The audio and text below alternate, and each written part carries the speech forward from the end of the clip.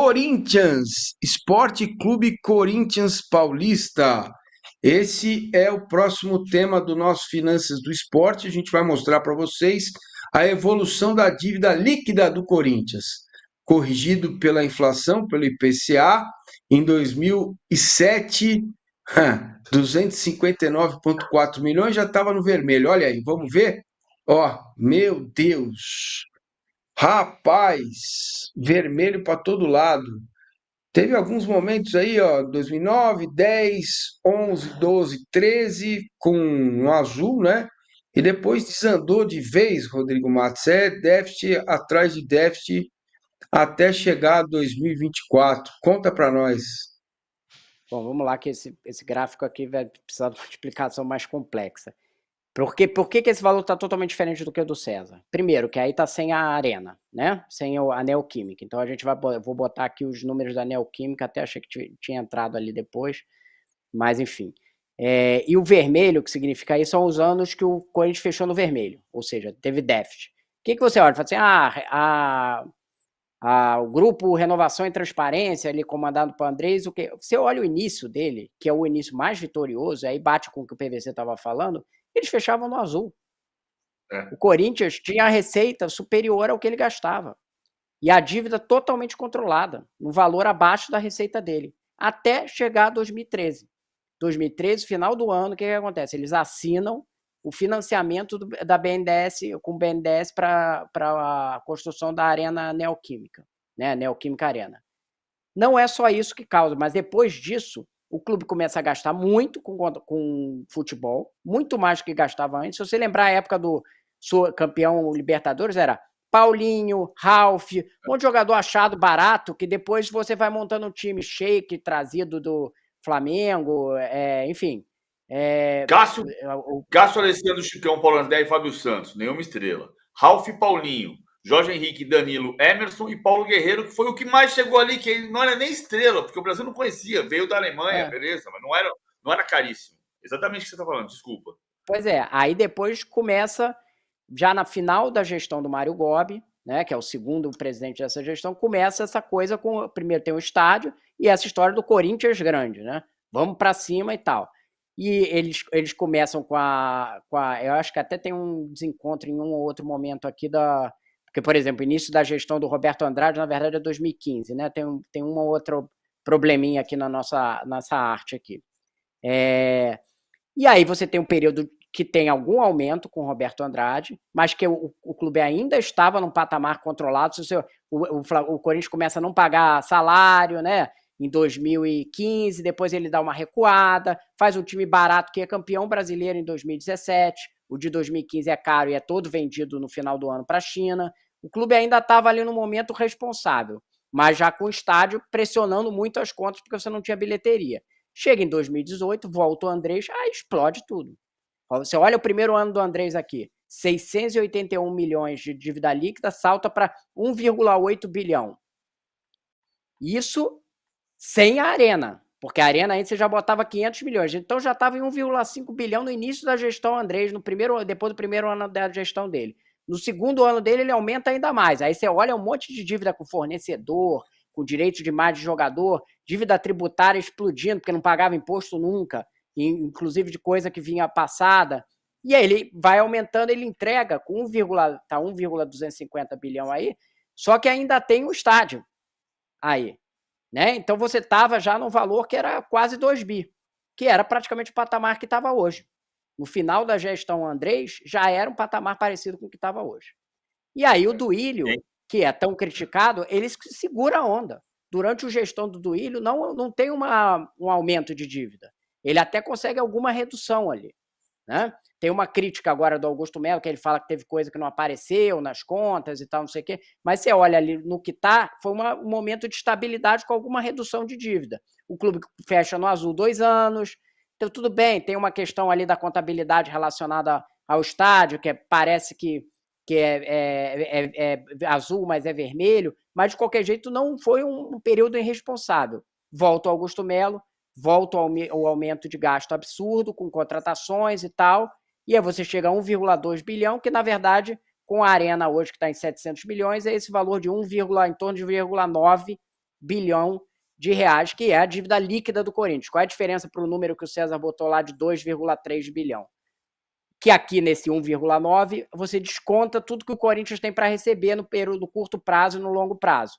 Então, é o mesmo passivo, o que o Corinthians tem que pagar é aquilo lá, só que aqui nessa conta, que é como o Corinthians faz a conta, inclusive, de dívida líquida, você tem acaba dando um número melhor de 1,9, né?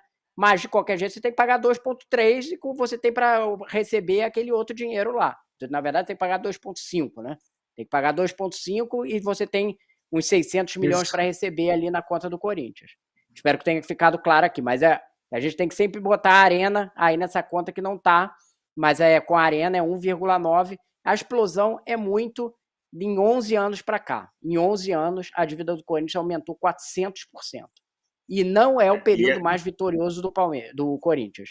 Então, para a gente ficar claro que investe que vai ter título, depende da forma como você faz. Exatamente, como eu estava falando agora há pouco. Você pega ali o time do Corinthians que a gente citou de 2012, e ali, veja que eu não estou falando, o Rodrigo diagnosticou brilhantemente, a gestão André Sanches, a segunda gestão André Sanches, que é quando explode. Mas vamos chegar num patamar anterior lá, né, que é ainda na gestão Mário Gobi, segundo momento da gestão Mário Gobi. Janeiro de 2013. E eu vim do Japão no avião do Corinthians, depois do Mundial, e a conversa era, vai contratar o Pato. Eu falo brincando sempre que o jogador é o Alexandre, Pato é quem contrata. O Pato custou 15 milhões de euros. E olha que o euro estava 2,66 no dia 3 de janeiro de 2013, quando foi contratado. 2,66 era o euro. Foram 15 milhões de euros pelo Pato, 3 milhões e meio pelo Renato Augusto de euros, 3 milhões e meio pelo Gil. O Paulo Guerreiro, que chegou depois da conquista da Libertadores, porque o Corinthians foi campeão da Libertadores sem centroavante, jogava o Liefeld, jogava o Emerson de centroavante, jogava o Danilo de centroavante. Paulo Guerreiro custou 3 de euros, 7 milhões de reais. O Gil custou 3,5. O Renato Augusto, 3,5. O Paulo Guerreiro fez o gol do título mundial. Então você vê que não é o custo não é diretamente proporcional ao resultado. Mas o Pato era o grande símbolo desse Corinthians grande, né? E foram 15. O Corinthians gastou 58 milhões de reais em janeiro de 13 para montar um time que em 13 não ganhou. Sendo que em 12... E 15, que era o 15 da época, com as receitas dos clubes brasileiros muito mais baixas, né?